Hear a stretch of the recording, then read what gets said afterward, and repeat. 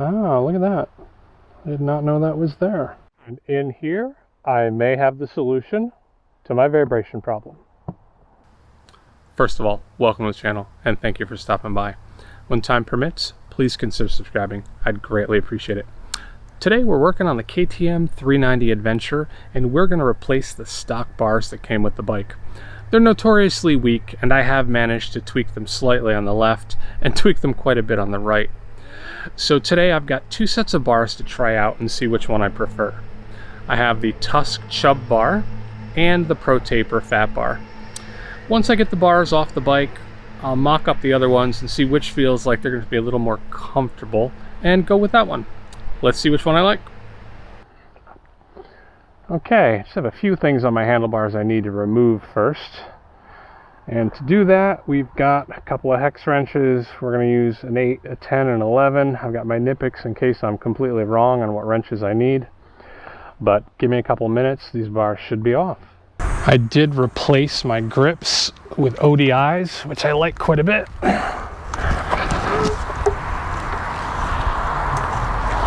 Wow, they're still on there well. All right, should work fine on the other one. Okay, we've got most of my paraphernalia off and we've loosened up the controls. We have broken these free and it's time to remove the handlebars. Now because India KTM put different sized mounts on, we're gonna have to pull the mounts and replace those as well. Alright, let's get some tools. Okay, I did break these free, they're a hex 8, but now let's see about getting everything off the bars.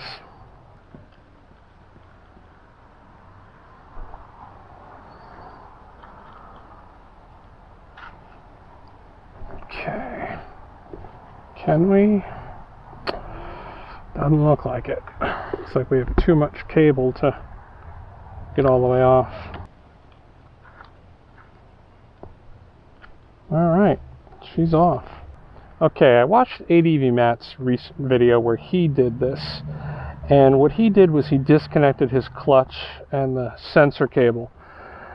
I'm a little lazy, and I'll probably have to do that later, but I just went ahead and moved the perch up as far as I could, and that gave me enough room that I can remove my throttle, and enough room that I was able to remove my brake. And then once they're disconnected, I broke these free off camera so you wouldn't see how much I strained to do so.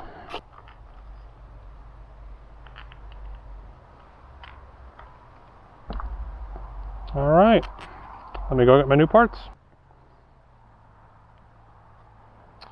Okay, I went ahead and cleaned up my threads, got all the gunk from my former thread locker off of them, and then sprayed those out a little bit.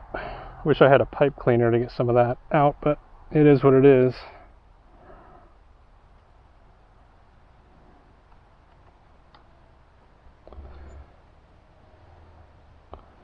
I will definitely want these. Now these are offset just like the originals. I used to have them offset forward, which I believe is what the factory shipped, so we're going to continue with offset forward.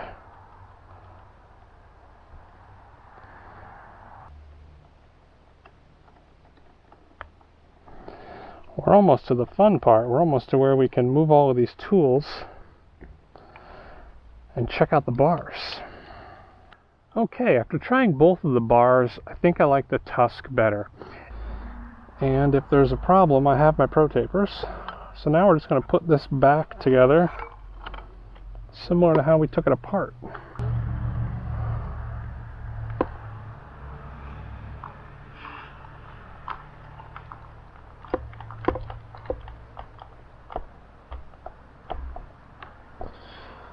Now as far as the notch that I need to make a hole for, I'd like to get this on here first and get an idea of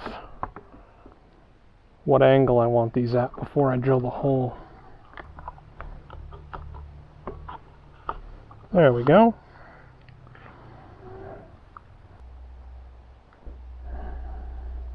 think that's where I'll want them. That's fairly comfortable.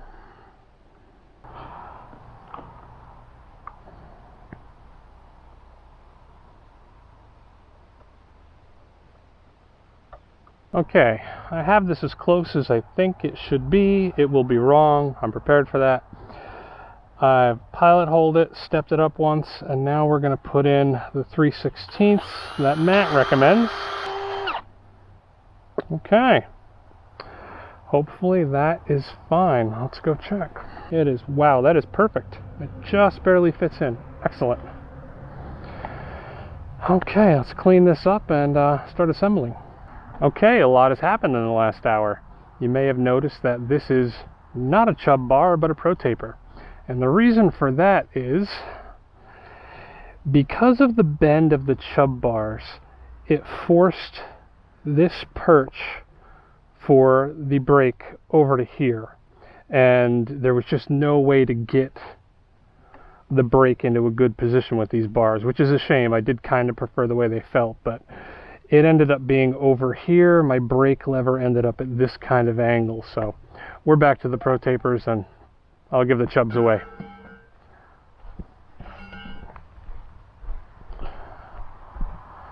I went ahead and I was able to drill this one a little more easier than the other bars, having done it before. I just slid this up to where I wanted it, slid it back an inch, and cut it.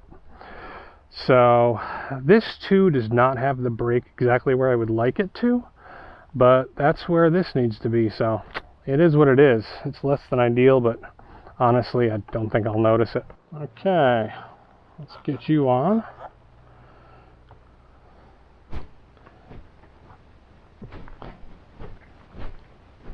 Much better with some Windex.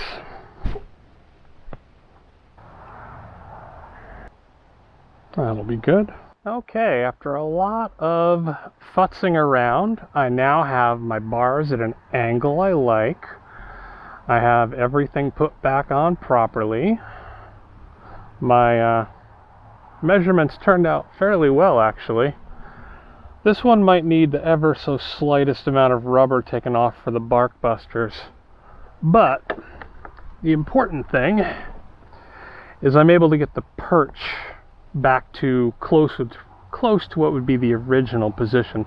I still think it's slightly to the left and slightly at an angle, leaving my brake lever heading slightly up, but it is what it is. I can stand, I can reach everything. I still think these, like the Tusk, are slightly closer to the bike than the stock ones. I know that I can definitely go with taller risers, though I have relatively short risers. But, alright, I'm going to end the video for now. And after I have ridden this for a couple of days, I'll make the adjustments as necessary. And then I'll ride it for a couple of more days and let you know what I think about it. Okay, it has, through the magic of editing, been moments for you, but it's been a week and a half for me. And some changes have happened with the bars. I have been riding around with my tools, and I finally got the bar where I'm really happy with it. I was relatively close to begin with, but it definitely took 3 or 4 tweaks to get it the way I really like it. But let's hop off the bike and take a little closer look of the finished product. So the most noticeable thing is we've gone ahead and added these Enduro Engineering handguards. I did try bark busters, and I just could not get around a problem over here. This perch is enormous. The bark busters just would not fit underneath this. So I went ahead and followed the link for ADVMatt and got myself the Enduro Engineering. And they barely fit under there, but sure enough, they do. The only downside was this right here came right up against the bar. So I did have to cut it off. And that caused me to cut off the other one because I really like symmetry and I just couldn't OCD deal with that. Good news is, though, they went on well. I did not have to move this again. I was concerned about having to cut some rubber off of there, but not a problem at all. I think they look pretty good. I have gone ahead already and ordered some orange Try to balance out the orange on the bike, getting an awful lot of black up in the front here. But no complaints. The Protaapers work great. I would say this whole thing, if you're not filming it and you're actually using a set of bars that are going to work for you, somewhere in the range of 40 minutes tops.